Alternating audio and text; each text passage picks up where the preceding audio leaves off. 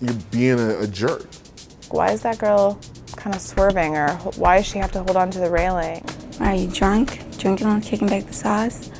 You know, and they're kidding around and it's like, no. Wish I could say that's what it was, but no. This is how I am on a good day.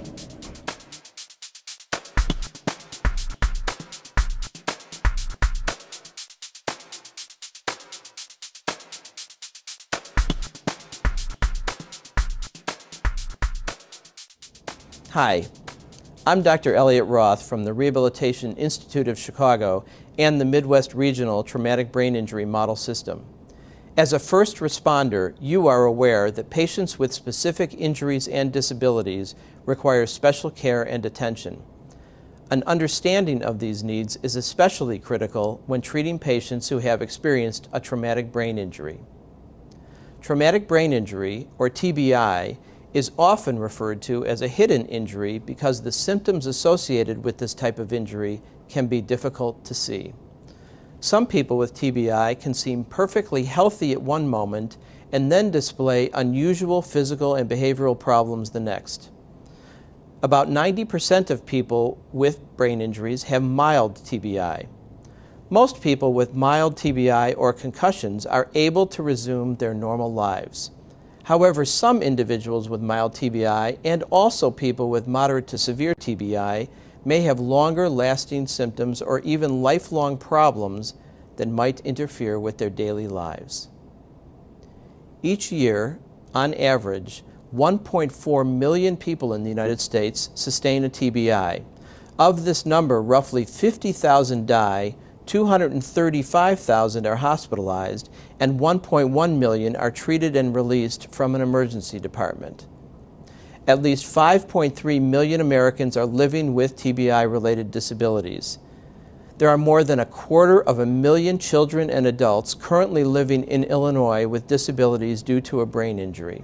The leading causes of TBI are falls, motor vehicle traffic collisions, and assaults. Exposure to blasts is the leading cause of TBI among active duty military personnel in war zones. Our hope with this presentation is that you will gain a stronger understanding of the signs and symptoms of TBI and how they may influence your management of people with these injuries.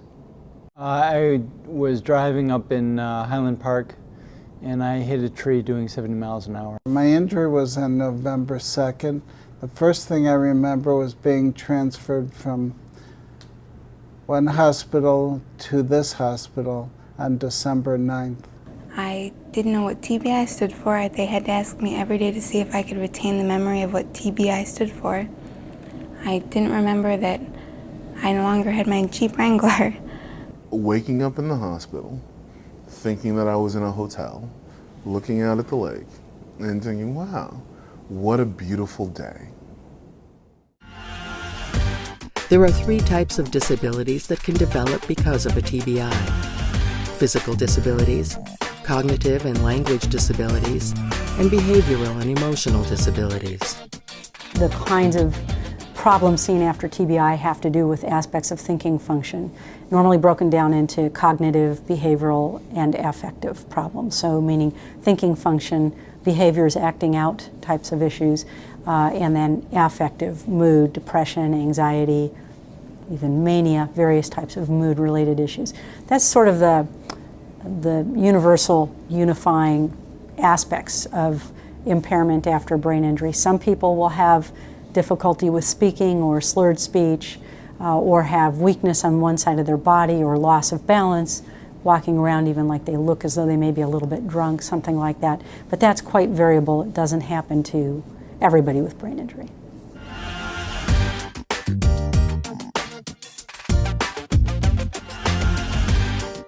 It sounded like I had marbles in my mouth. My speech. I know it sounds fine probably on the camera and in our interview. It's really not. I was very articulate before. I never slurred words, or I'd never have those senior moments where I forget what I was saying. It happens quite often now, and I start slurring all the time.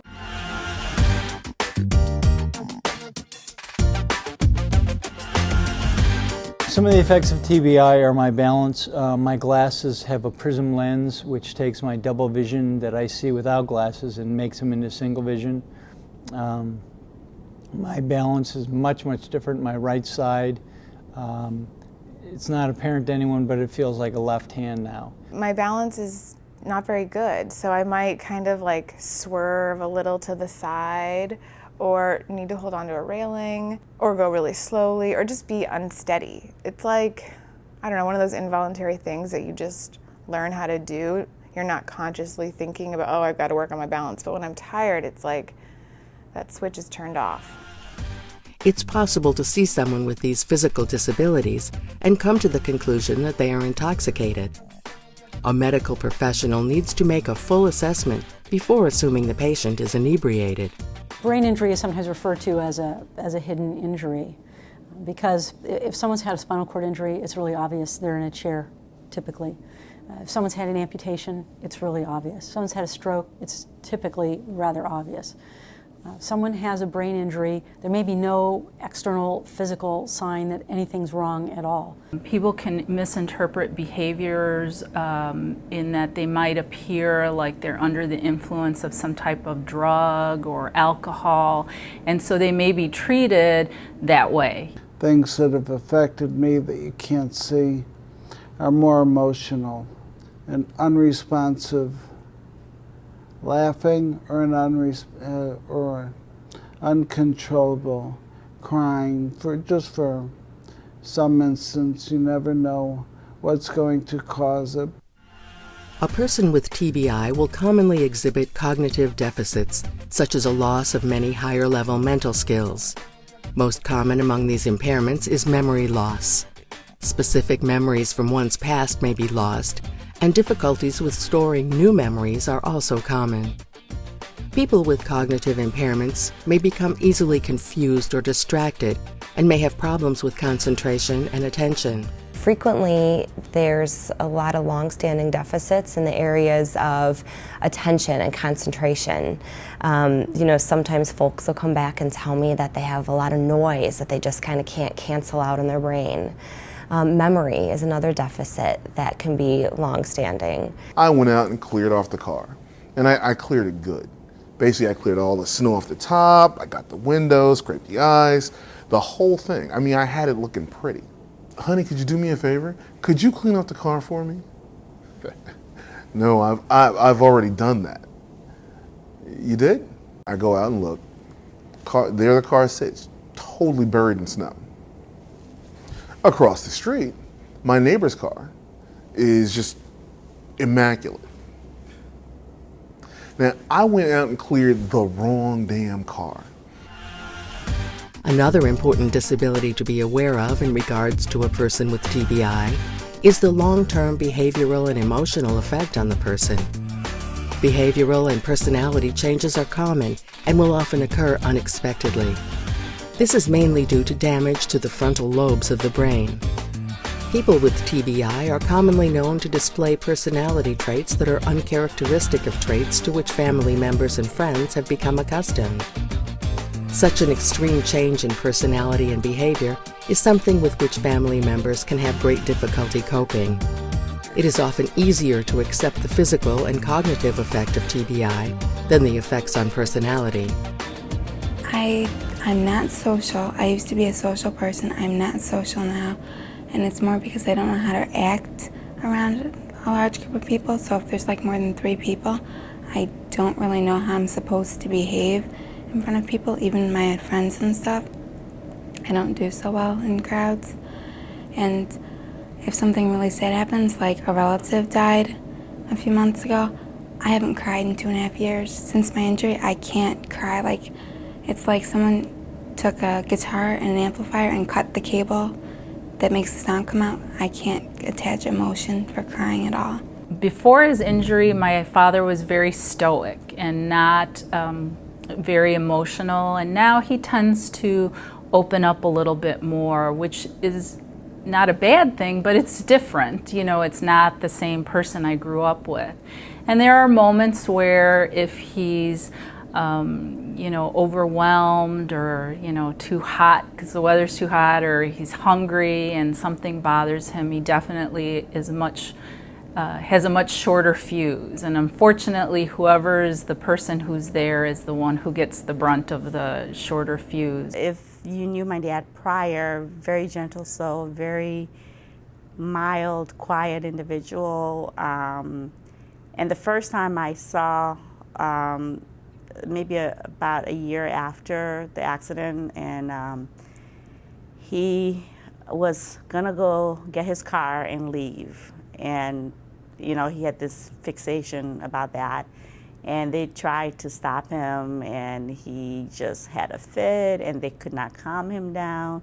They had to call security from the facility to try and talk some sense to him.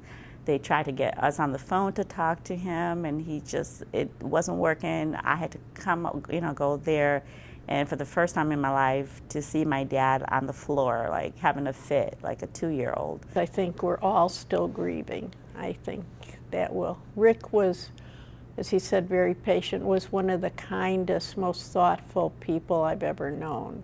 If there was someone was sick or death in the family or something, Rick was always there. And to this day, he still is with his friends and family. But he's not the same person that he was. And that is a huge loss to all of us. I told my then wife, the guy you married is dead. You know, this is the guy I am. And then it sort of dawned on me, I really had, the guy who was there is now dead, and this is who you have. Certain attitudes and actions that are generally considered only appropriate among children or teenagers will often become apparent in adults with TBI. The person with TBI is prone to display outbursts of extreme rage. A normally mild-mannered, even-tempered person may suddenly act angrily and rudely for no good reason. It's important that you are sensitive to the fact that these types of outbursts are often the result of the injury and not necessarily an indicator that the person is acting intentionally belligerent or hostile toward you. I get extremely agitated and frustrated really easily. It's like hitting a light switch, suddenly it's there. I never feel it building up that I'm getting annoyed. It's just suddenly I'm annoyed and I'm ready to blow my top. And it doesn't matter how minor the thing is or how major. It's like you left, you know, a paper towel on the table. How come you didn't throw this out? And instantly I'm already there. So it affects me day to day because I tend to blow a gasket for no reason at all. My son, when he was in the backseat of the car and just pulled into the post office, and I got out of the car, and then he was doing something and was just pissed me off. And at that point, he was in the car, and I slammed the back door so hard that the airbag deployed. In that moment, it's just like the world flashed red.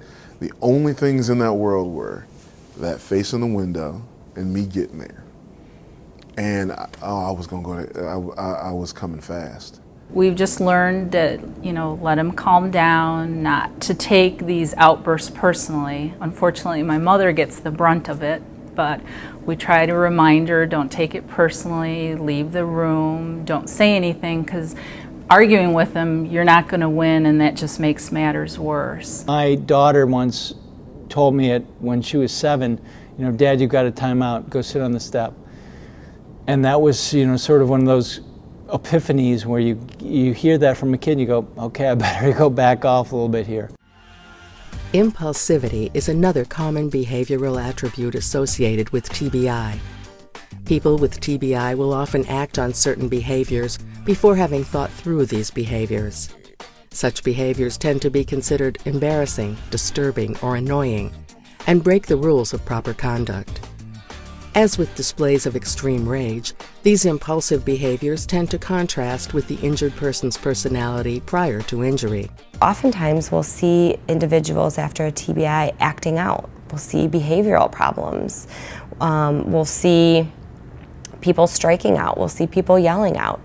And frequently what this is it's a manifestation of the confusion.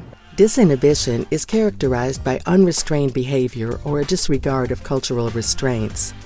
A person with TBI will frequently exhibit a loss of inhibition as a result of their injury. For example, sexual emotions can become unrestrained, which can impact very negatively on one's marriage and home life. Normally, the brain will filter certain emotions. However, a person with TBI will often express these emotions unfiltered. If possible, whenever working with a person with TBI, it is best to have a family member or caregiver present. The family member can be an articulate advocate for the patient, so that if for some reason EMTs have to be called, the family members can let the first responders know right away that this person's had a brain injury. That maybe as a result of that they're more impulsive, maybe they're more concrete. They won't understand humor if you're trying to joke with them to lighten the situation up or something like that, or to let them know that they're always off balance like this. And this slurred speech is not because they just drank, and that's not the reason that they're so lethargic. This is the way they are at baseline. It is very important to understand that when working with a patient with TBI, the various symptoms associated with a person's injury should not be misinterpreted. Because a person may be slurring words, having difficulty communicating, or is demonstrating a loss of balance, it does not mean this person is intoxicated or on drugs. Because a person is exhibiting rage or odd impulsive behavior, it does not mean this person is crazy, rude, or deliberately being difficult. Sometimes, a little extra time, attention, and patience can go a long way while managing a person with TBI. Talk very much to that person. I know it can be in a catastrophic situation, but talk to that person, don't talk around that person. Make sure you're helping them get up to speed in terms of what's going on. Because patients with brain injury, people living with brain injury, can be more concrete. It's harder for them to be abstract about things. You may need to ask questions or talk to them about something in a way that's really very concrete. Ask specific or simpler questions. If it's clear to you that the person's more sophisticated than that, progress from there. But if this is a person who has significant impairments from a brain injury, ask simple and concrete questions, not a compound sentence, but things that are yes or no or require short answers, and the questions are very direct. Just be patient with them. When you ask a question, really wait and hear the question, the answer. I know we have a tendency of asking a question but not waiting for the answer and just moving on. I think the most important thing to remember after someone's had a traumatic brain injury is that they're still a person. And while they may not fully be the same person that they used to be, a lot of their behaviors are things that they cannot volitionally control. They don't have control over them. So while it may be hard when you're being called names or you're being struck out at, I think it's important to remember that this person can't help those behaviors. They can't manage those behaviors. It really helps us as professionals see things in a different light.